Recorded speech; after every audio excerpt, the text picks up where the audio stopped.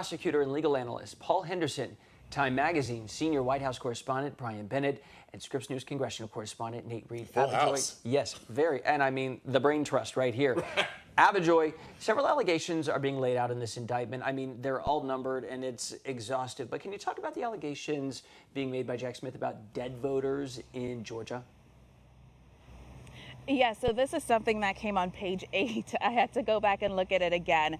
And this is where the former president allegedly said more than 10,000 dead people voted in the state of Georgia. But something that we wanted to note here is that just days before that, the Secretary of State, Brad Raffensperger, told him that that was not true. Brad Raffensperger is a very key figure. Remember that recording in early 2021 where the former president was heard asking Georgia officials to find additional votes? It was that guy, the then Secretary of State and now the current Secretary of State. And so if we want to tie all of these together, you really don't have to move too far. We see this case here in Washington, D.C., and we know that the district attorney in Fulton County, Georgia, she's also investigating potential election interference down there.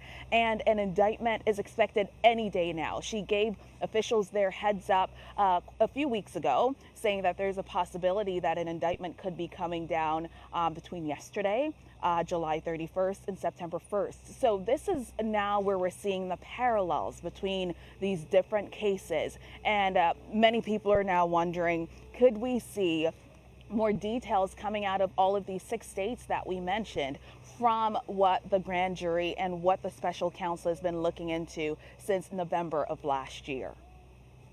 Paul, I want to come to you. Jack Smith chose to hold this indictment trial in Washington, D.C. Trump got 5% of the vote here. In another case, he did the exact opposite, and a lot of legal experts said, okay, this is to prevent the appearance of forum shopping in a way. What effect does that have, having the indictment and the trial here in Washington, D.C.? I think it matters because it shows you, one, that prosecution is being smart in terms of trying to be judicious about where their best opportunities are and their best chances are of moving forward in this case. And so one of the things that we see immediately, just with him taking this case in DC, because he had to make these decisions as well when he brought the case in Florida, which is different from this one, obviously, is that the prosecution has already started. And so even before the cases start evaluating which jurisdiction the cases are moving forward in, the public, and I mean the nation, is following and paying attention to all of the specific details and unpacking the communication that I think Smith really does a good job of presenting his argument before we even start on day one of a case, before we start day one of a preliminary hearing or of a trial. So much of the information is out there from this indictment. I think it's really telling both where we're going in the case and what the prosecution wants people to understand beyond just the legal jargon about what Trump has done and how all of these cases are connected, if not tied all together. Because I think they're all going to start merging in as we watch this case unfold, and we will start to see the evidence from one spill into the other. We'll start to Seep into see another. the witnesses. And yeah, exactly. And they're all Yeah. kind of related. It's not lost on me specifically, especially with all of these conversations about Georgia. Georgia was mentioned over 48 times in this indictment.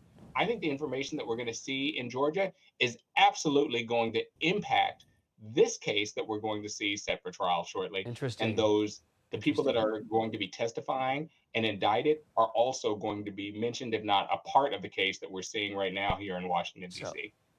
I want to get to Brian because, Brian, the charging document says it is the second paragraph, opening page, quote, the defendant spread lies that there had been outcome determinative fraud in the election and that he actually had won. That phrase, outcome determinative, does that mean the feds are conceding there was some fraud? Maybe some people were voting twice, that there might have been an irregularity here or there. Are they conceding that?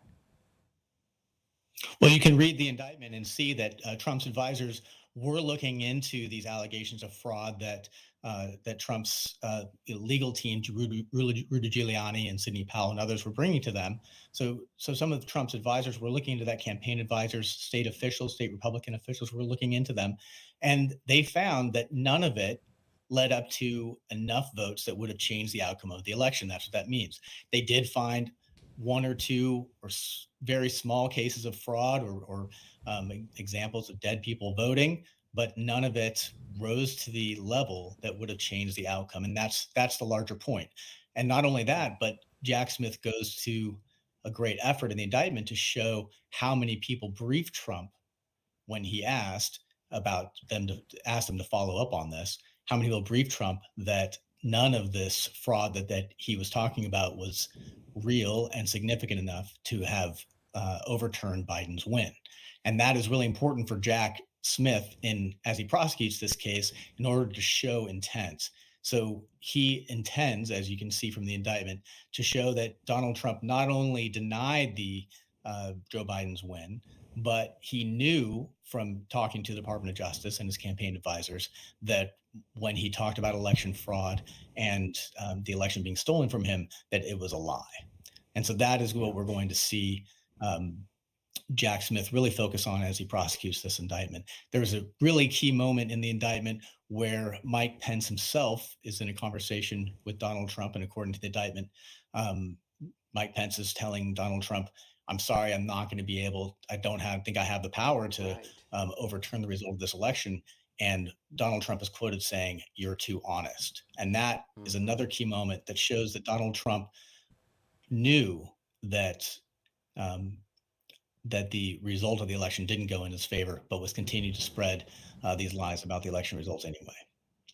Yeah, congressional correspondent Nathaniel Reed has been following the reaction to this indictment on Capitol Hill. Nate, GOP lawmakers close to Trump are upset, to say the least. What exactly are you hearing? Well, look, to be clear, not every Republican lawmaker on Capitol Hill is upset about what happened. There's a number of them, and I'll get into this more in a little bit, but there's a number of them who haven't really been huge fans, either behind closed doors or publicly, of former President Trump. But President Trump does have a significant number of backers for 2024 up here on Capitol Hill, or at least members of Congress who go out here and basically go at bat for him. Worth noting that the Congress is on recess right now. It's a little bit harder to get members than it typically is, given that they're in their 435 districts across the country. But I want to point out a couple of reactions that stood out. Senator J.D. Vance, a close ally of President Trump, who has already endorsed him in his 2024 bid, saying in a statement here, sorry for this, Joe Biden is indicting Donald Trump again because he's losing in the presidential race. He would rather throw Donald Trump in prison than face him at the ballot box. He continues, the American people get a say, and when they re-elect Donald Trump, it will be time to clean house at the Department of Justice. Representative Marjorie Taylor Greene, another close backer of former President Trump, a very vocal ally of his, says, quote, my support for President Trump is unwavering. We know that this is phony and politically motivated witch hunt aimed at undermining the core values of our nation. The American people see through all these actions, and together we must stand with President Trump and against this abuse of power. This all plays into a bit of a Republican narrative we've seen on Capitol Hill about President Biden somehow weaponizing the Justice Department against President Trump, trying to basically use political interference to take down his potentially top rival in 2024. Worth noting once again that Jack Smith, when he filed these charges, was a special counsel appointed by the Department of Justice and by the Attorney General to allow for a degree of insulation between President Biden, his Department of Justice, and, of course, these latest charges. Yeah. Nate Reed on the Hill, thank you. And our special coverage of tonight's historic third indictment of former President Trump continues now with more voices. Scripps News correspondents and political analysts are standing by. Kyvon Schroff, Alex Miller, and Andrew Rafferty. Kyvon, I want to start with you. Why is President Biden avoiding this discussion like the plague? If Biden were indicted while former President Trump was still president, he'd probably throw a ticker tape parade or something of the sort. Right. Yeah, so, but Biden is at Oppenheimer tonight. He's out to dinner. He's out at Oppenheimer, checking out the theater. You're a political analyst, Kyvon, on the left. Why? Exactly. I don't think it's because of date night, though I love that him and the First Lady do those. You know, on the campaign trail, Joe Biden repeatedly promised to restore independence to our Department of Justice, and he's done just that. He hasn't even commented really on, his own son's plea deal, which I think, he took extra pains to make sure there was independence there, and he's taking those pains here too to make sure he doesn't give a comment that could suggest any sort of heavy hand from his team when it relates to these charges being brought, because we absolutely need faith that these were independent decisions. And that's what's going to get the credibility and buy-in that we're seeing already from the American people. Alex Miller, you're in Atlanta because there is another indictment that we could get any day now. You're usually in New York City. You're there right now because America is on Indictment Watch Part 4. And again, we're talking about a lot of these can kind of become mixed up. Nobody knows which is what. This one would have to do with potential election interfering and the outcome of it in Georgia in 2020. Georgia, this is a really important state, a really important case. Where does that stand?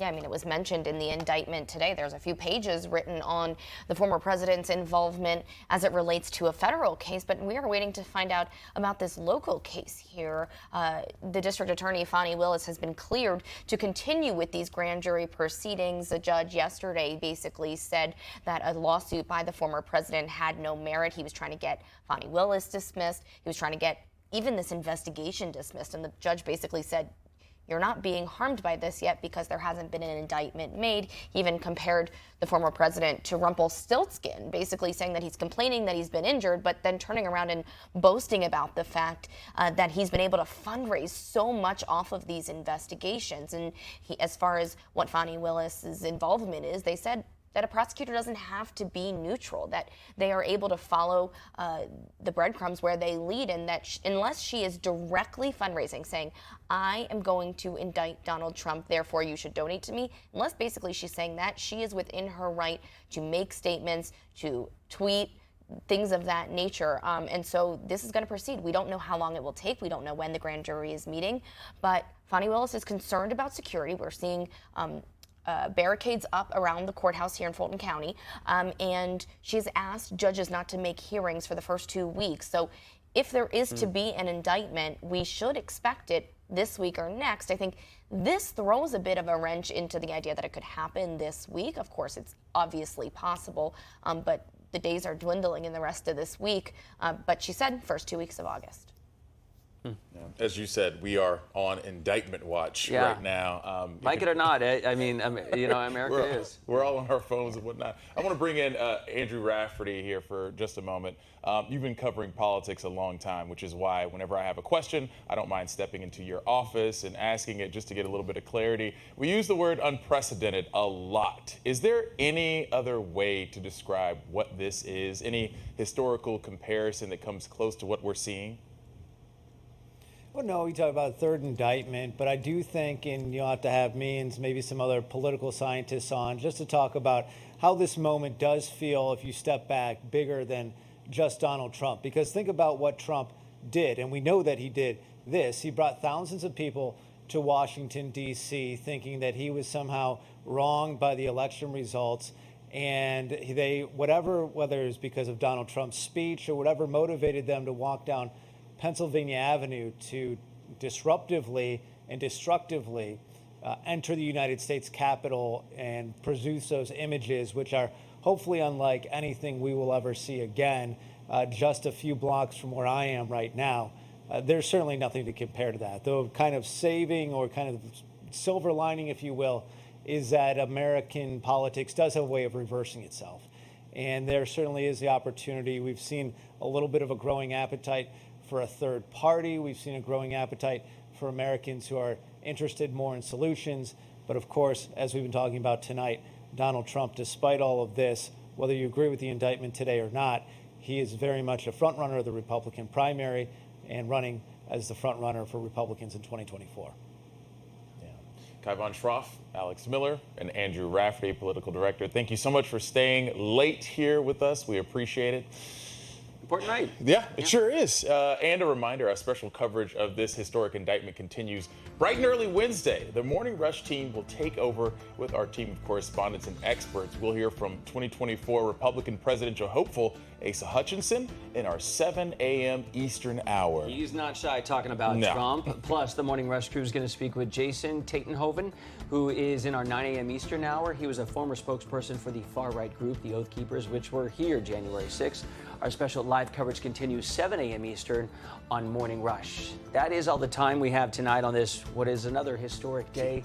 Appreciate you being with us all night long as this played out. I'm Chance Seals in Washington. And I'm Christian Bryant. More coverage of the third indictment against former President Donald Trump is after this. Have a good evening.